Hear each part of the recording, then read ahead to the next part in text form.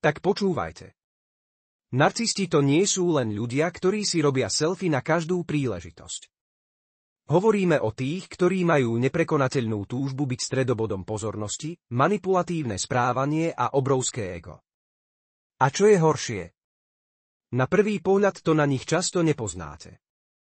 Preto dnes budeme hovoriť o tom, aké sú tie prvé varovné signály, že máte dočinenia s narcistom. Najprv si povedzme, prečo je to dôležité. Narcisti môžu byť vo vzťahu veľmi toxickí, či už pracovnom, priateľskom alebo romantickom. Manipulujú, vyčerpávajú vás emocionálne a často si ani nevšimnete, že ste v ich pasci, až kým nie je neskoro. Preto je fajn vedieť, na čo si dať pozor. Prvý varovný signál je, že je to príliš dobré na to, aby to bola pravda. Narcisti sú majstri v tom, že vás na začiatku očaria. Bombardujú vás komplimentmi, gestami, pozornosťou. Máte pocit, že ste našli spriaznenú dušu. Ale pozor! Toto je často len taktika, aby si vás získali. Po tom, čo si získajú vašu dôveru, maska rýchlo spadne. Druhý signál je, že hovoria o sebe stále a stále dokola.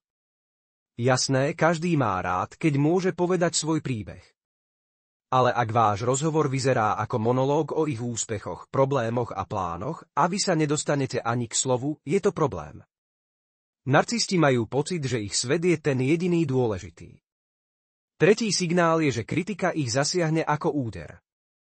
Skúste im povedať, že by mohli niečo zlepšiť.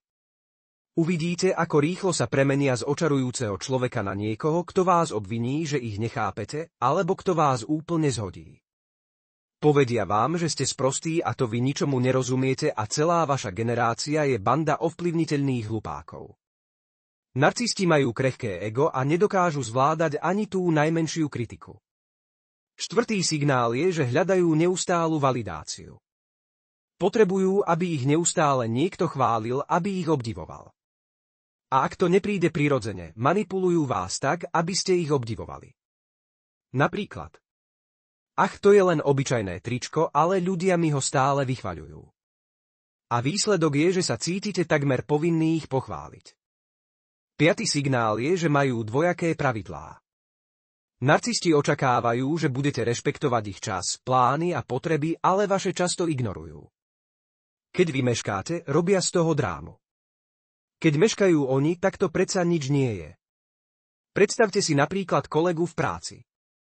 Na začiatku vás pozýva na kávu, všetko je úžasné. Ale časom si všimnete, že hovorí len o svojich úspechoch a ignoruje vaše.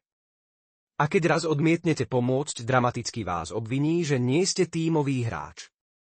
Predstavte si situáciu, že vás príbuzný požiada o pomoc a trvá na tom, aby ste prišli o 7 ráno.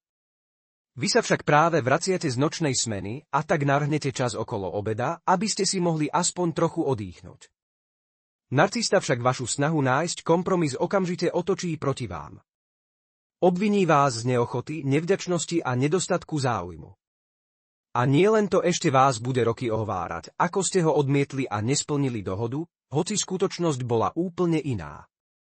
Narcisti často manipulujú faktami, aby vytvorili dramatickejší príbeh, ktorý ich postaví do role obete a vás do role viníka. Ale čo s tým? Ak spozorujete tieto signály, začnite si klásť otázky. Ako sa cítite po stretnutí s touto osobou? Ste plní energie alebo naopak vyčerpaní? A hlavne všímajte si svoje pocity. Vaše inštinkty často vedia viac, ako si myslíte. Narcisti sú majstri maskovania. Ak si však všimnete tieto varovné signály včas, môžete si ušetriť veľa bolesti a komplikácií. Pamätajte, že dobré vzťahy sú o rovnováhe, dávať aj brať. Ak máte pocit, že ste v toxickom vzťahu, radšej si zachovajte odstup. Ak ste sa stretli s takouto osobou, napíšte do komentárov svoje skúsenosti. Ak sa vám toto video páčilo, dajte mu like a nezabudnite sa prihlásiť na odber. Ďalšie témy o vzťahoch a sebarozvoji sú už na ceste.